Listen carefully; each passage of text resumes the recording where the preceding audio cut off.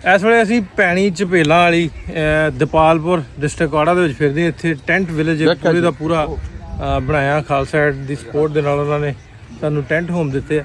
ਇਹ ਸਾਰੇ ਲੋਕ ਉਹ ਸਾਹਮਣੇ ਇਹਨਾਂ ਦਾ ਪਿੰਡ ਆ, ਉੱਜੜ ਕੇ ਆ ਕੇ ਉੱਥੋਂ ਬੈਠੇ। ਸਾਰੇ ਦਾ ਸਾਰਾ ਪਿੰਡ ਜਿਹੜਾ ਡੁੱਬ ਗਿਆ।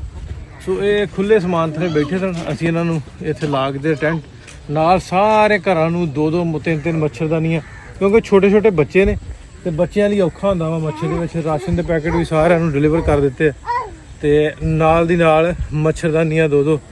ਤੇ ਹੁਣ ਇੰਨਾ ਜ਼ਰੂਰ ਹੈ ਉਹ ਚਲੋ ਜਿਹੜੇ ਖੁੱਲੀ ਛੱਤ ਥੱਲੇ ਬੈਠੇ ਸਨ ਉਹ ਥੱਲੇ ਵੜ ਕੇ ਬਹਿ ਰਹਿਣਗੇ। ਮੀਂਹ ਪਾਉਂਦਾ, ਮੀਂਹ ਕਣੀ ਆਉਂਦੀ ਹੈ ਤੇ ਥੋੜਾ ਜਿਹਾ ਬਚਤ ਹੁੰਦੀ ਹੈ। ਪ੍ਰੋਪਰ ਤਾਂ ਨਹੀਂ ਹੈ, ਲੇਕਿਨ ਇਹ ਤੁਸੀਂ ਆਪਾਂ ਕਹਿ ਸਕਦੇ ਵੀ ਪਹਿਲਾ ਫੇਜ਼ ਜਿਹੜਾ ਵਾ ਉਹਦੇ 'ਚ ਕਿਤੇ ਨਾ ਕਿਤੇ ਕੋਈ ਰਾਹਤ ਜਿਹੜੀ ਵਾ ਪਹੁੰਚ ਸਕਦੀ ਆ। ਉਹ ਅੱਗੇ ਕਮਾ ਜੀ ਉਹਨੂੰ ਤੁਹਾਨੂੰ ਬੁਲਾਉਂਦਾ ਮੈਂ। ਇੱਧਰ ਵੀ ਆਪਣੇ ਲੱਗੇ ਆ ਫੈਮੇ ਟੈਂਟ ਲੱਗੇ ਤੇ ਸਾਰਿਆਂ ਨੂੰ ਅੱਗੇ ਅੱਗੇ ਆਪਾਂ ਪਹੁੰਚਾਈ ਜਾਣਦੇ ਆ। ਤੇ ਪਿੰਡੇ ਬਿਲਕੁਲ ਬੰਨ ਦੇ ਉੱਤੇ ਬੈਠੇ ਆ ਕੇ ਤੇ ਇੱਥੇ ਮਾਂ ਜੀ ਹੁਣੀ ਸਰ ਨੂੰ ਦਵਾਈ ਲੈਣ, ਮੇਰੇ ਕੋਲ ਦਵਾਈ ਲੈਣ ਚਲੇ ਗਏ। ਉਹਨਾਂ ਨੂੰ ਮੈਂ ਕਿਹਾ ਸੀ ਵੀ ਡਾਕਟਰ ਸਾਹਿਬ ਬੈਠੇ ਨਾਲ। ਅੱਗੇ ਸਾਰਿਆਂ ਜਾਨਵਰਾਂ ਵਾਸਤੇ ਸਾਇਲੇਜ ਦਾ ਆਪਾਂ ਇੰਤਜ਼ਾਮ ਕੀਤਾ ਸੀ। ਜਿਨ੍ਹਾਂ ਦੇ 2-2 3-3 4-4 ਡੰਗਰ ਨੇ ਡੋਰ ਸੱਦੇ ਤੇ ਉਹਨਾਂ ਨੂੰ ਸਾਇਲੇਜ ਵੀ ਜਿਹੜਾ ਵਾ ਪਹੁੰਚਾ ਦਿੱਤਾ।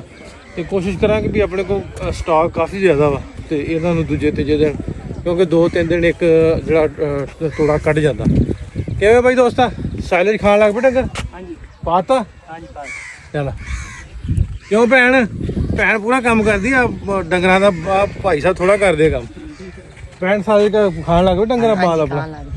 ਉਹ ਇੱਥੇ ਪਾ ਗਏ ਸੀ। ਸਾਨੂੰ ਇਹ ਸੀ ਵੀ ਜਦੋਂ ਮਾਲ ਜਿਹੜਾ ਹੁੰਦਾ ਨਾ ਦਰਿਆਈ, ਉਹ ਘੱਟ ਖਾਂਦਾ ਸਾਇਲੇਜ। ਹਾਂਜੀ ਉਹ ਮੜਾ ਖੁੱਲਾ ਜੋ ਛੁੱਟਦੇ ਨੇ। ਹਾਂ ਖੁੱਲੇ ਛੁੱਟਦੇ ਨੇ, ਲੇਕਿਨ ਇਹ ਵਿਚਾਰੇ ਖਾਣ ਲੱਗ ਪਏ ਕਿਉਂਕਿ ਭੁੱਖੇ ਨੇ। ਖਾਵਣ ਭੁੱਖ ਮਰਦੇ ਆਪੇ ਪੇ ਖਾਸ। ਪੱਠਾ ਦੱਸਾਂ ਮਾਂ ਜੀ ਆਖਣੇ ਵੀ ਲੱਭਦਾ ਨਹੀਂਗਾ ਤੇ ਜਾਨਵਰ ਭੁੱਖੇ ਨੇ ਤੇ ਉਹ ਖਾਣ ਵੀ ਲੱਗ ਪਏ।